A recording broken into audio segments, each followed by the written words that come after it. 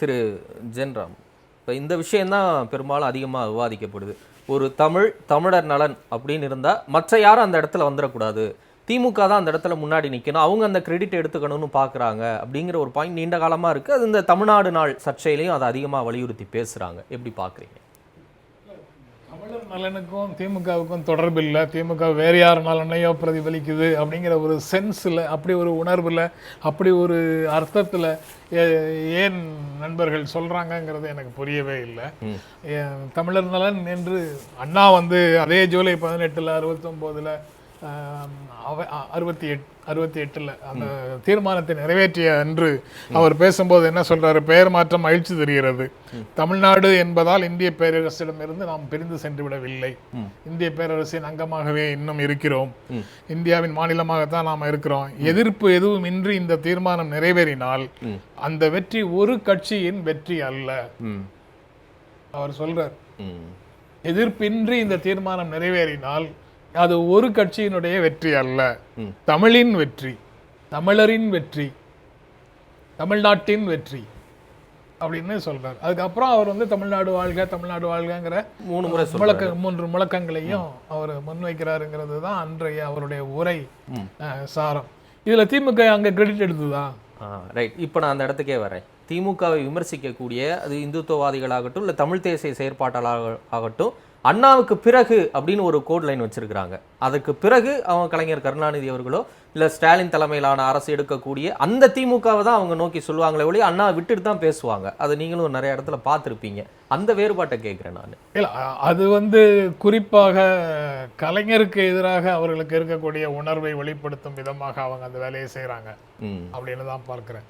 அதை தாண்டி அவர்களுக்கு இயல்பிலேயே பலருக்கு, அதாவது சிலர் ஒரு அமைப்பினுடைய கொள்கைகளின்படி அந்த அமைப்பு செயல்படுகிறதா இல்லையா அப்படிங்கிற நடைமுறையின் அடிப்படையில் விமர்சனம் செய்யறாங்க. அவங்கள பத்தி நான் எதுவும் சொல்லலை.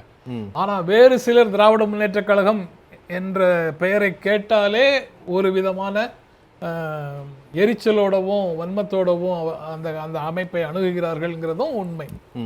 அது இரண்டையும் வேறுபடுத்தி பார்க்கணும். திமுக இருக்கக்கூடிய சில நண்பர்கள் என்ன செய்யறாங்கன்னா 2 பேரையும் ஒரே தட்டில் தூக்கி வச்சிடறாங்க.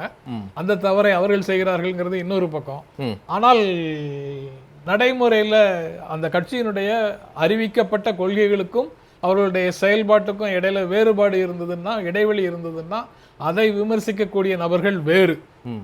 அவங்க திராவிட முன்னேற்ற கழகத்தையே கூட ஒரு கையால அணைச்சிக்கிட்டே இன்னொரு கையால விமர்சனம் செய்வாங்களா? இருக்கலாம். அவர்களையும் திமுகவை அரசியல் களத்திலிருந்து அப்புறப்படுத்தி விட வேண்டும் என்ற நோக்கத்தோடு செயல்படக்கூடியவர்களையும் ஒரே பார்வையில பார்க்கிறது தவறு அப்படிங்கிறத நான் முதல்ல. சரி, இன்னொரு விஷயத்தையுமே நான் கேட்கிறேன். இப்ப ராம்கி கூட குறிப்பிட்டாரு, இந்த விஷயத்தை பொறுத்த வரைக்கும் ஜூனியர் தாய்மாமன் தான் திமுக அப்படின்னு. இந்த தமிழ்நாடு எல்லை போராட்டத்தையே நம்ம எடுத்துக்கிறோம். வடக்கு எல்லை அப்படின்னா அதற்கான போராட்டத்தை தீவிரமா முன்னெடுத்தவர் மாப்போசி.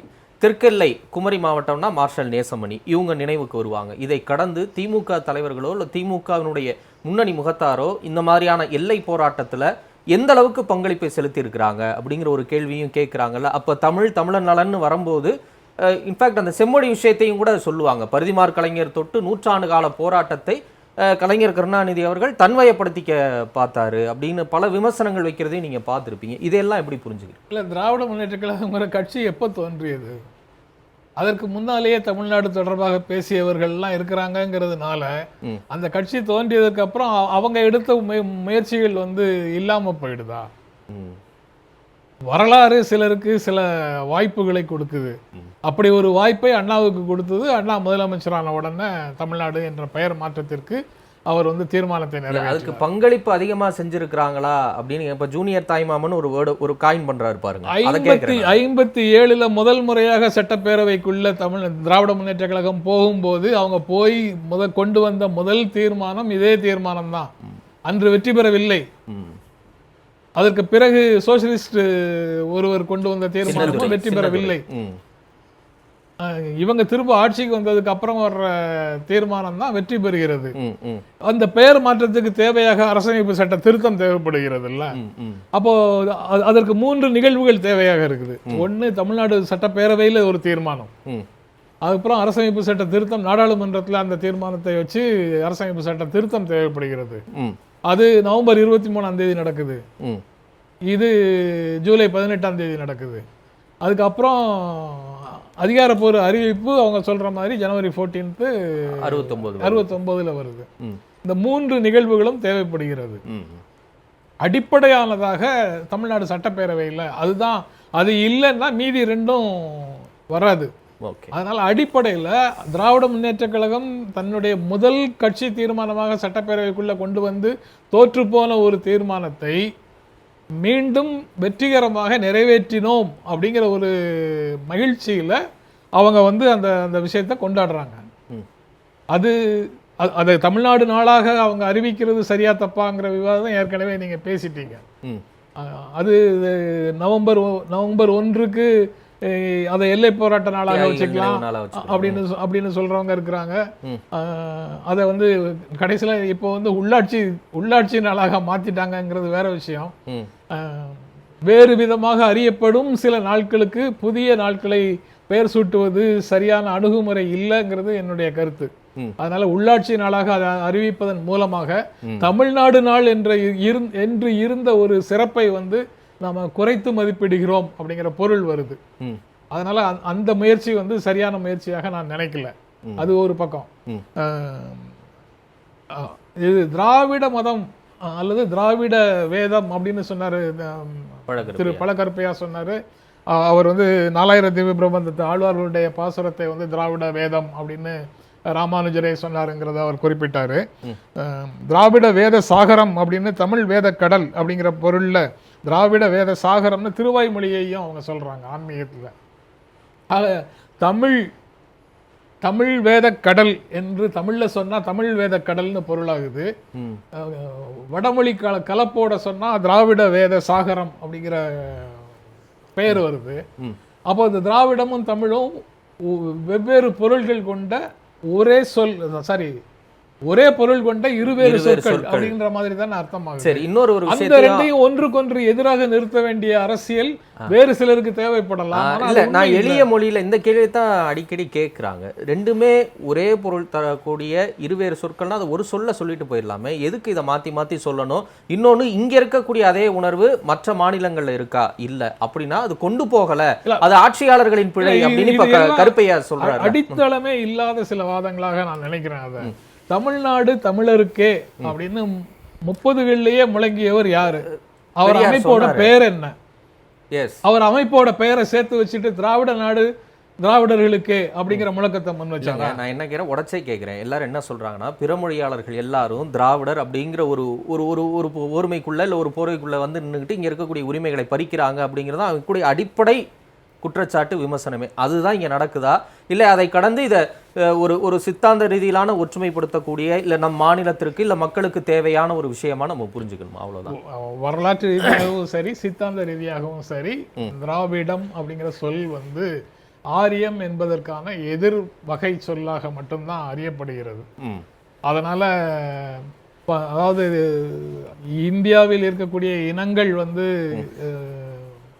தெற்கு பகுதியில் விந்திய மலைக்கு இந்த பக்கத்துல திராவிடர்கள் இருக்கிறதாகவும், அந்த பக்கத்துல வட இந்தியர்கள் இருக்கிறதாகவும், வட இந்தியால இண்டோ ஆரியன் லாங்குவேஜஸ் பேசக்கூடியவர்கள் இருக்கிறதாகவும், அதெல்லாம் பேசினா உங்களுக்கு நிகழ்ச்சி ரொம்ப போர் அடிக்குதுன்னு சொல்லி போறீங்க. இல்ல, போர்ல கலந்துரையாடலா தான் நான் கொண்டு போறேன். அந்த மாதிரியான சிக்கல், அந்த மாதிரியான வரைமுறைகளுக்குள்ளதானே இருக்கு வரலாறு, அப்படித்தானே இருக்கு.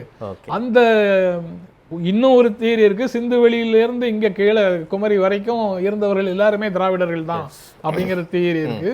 அவங்க இந்த பக்கம் நகர்ந்து வந்ததற்கு பிறகு அந்த பகுதியை வந்து ஆரியர்கள் கொடியமர்ந்தார்கள்ங்கிற ஒரு தியரியும் இருக்கு. அதனால அதுல பல்வேறு கன்டென்ஷன்ஸ் இருக்கு. அதனால அதுக்குள்ள நான் அதிகமாக போகல. இதுல வந்து பெயர்ல என்ன இருக்கு அப்படின்னு கேக்குறாங்கல்ல சிலர்.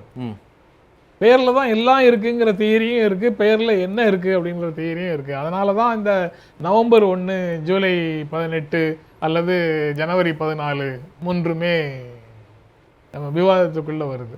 ஓகே, திரு ஜென்ராம் ராம்கி சொல்லக்கூடிய கருத்தை எப்படி பார்க்கல? அந்த நேரு வந்து ஆரம்பத்தில் ஏற்றுக்கொள்ளாமல் பின்னால சங்கரலிங்கனாருக்கு மறைவுக்கு பிறகு ஏற்றுக்கொண்ட சூழல் வந்தது அப்படிங்கிறது எல்லாமே எல்லாத்துக்கும் பின்னாலேயும் ஒரு பார்வை இருக்குல்ல.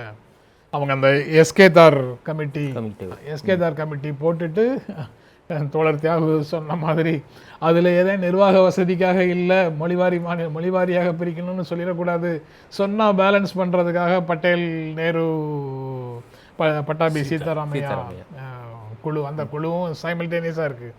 2 பேருமே நிர்வாக வசதிக்காகன்னு சொல்லிடுறாங்கங்கிறது பின்னாடி அது நடக்கிறது, அப்படி நடக்குது.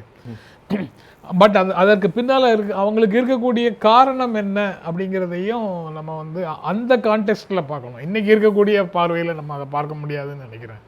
அப்போது காங்கிரஸ் கட்சிக்குள்ளே இருந்த பலவிதமான எலமெண்ட்ஸ் உள்ளே இருந்தாங்க. அதில் ரைட் விங் டாமினேஷனும் அதுக்குள்ளே இருந்தது. அவங்க தமிழ்நாடு அப்படின்ற பெயரோ அல்லது திராவிட முன்னேற்ற கழகம் அல்லது தமிழ்நாட்டிலே 30களிலிருந்து நடக்கக்கூடிய தீவிரமான போராட்டங்களோ அல்லது ஒரு குணாம்ச ரீதியாக வேறுபட்ட ஒரு அமைப்பு வந்து நீதி கட்சி அந்த மாதிரி அமைப்புகள் வந்து தமிழ்நாட்டு அரசியலில் முக்கியமான ரோல் எடுத்து பண்ணுறதோ அவர்களுக்கு வந்து மெயின் ஸ்ட்ரீமில் இல்லாத ஒரு உணர்வை கொடுக்குது. அதனால் அவங்க வந்து அவங்க நேரு உட்பட பட்டேல் உட்பட எல்லாரும் அந்த சமயத்தில் சொன்ன கருத்துக்களாக நான் படித்தது என்னென்னா, பிரிட்டனை எதிர்த்து போராடிட்டோம், காலனி ஆதிக்கத்தை எதிர்த்து போராடிட்டோம், எல்லாரும் ஒன்று சேர்ந்து போராடிட்டோம், அவங்கள வெளியில் அனுப்பிட்டோம்.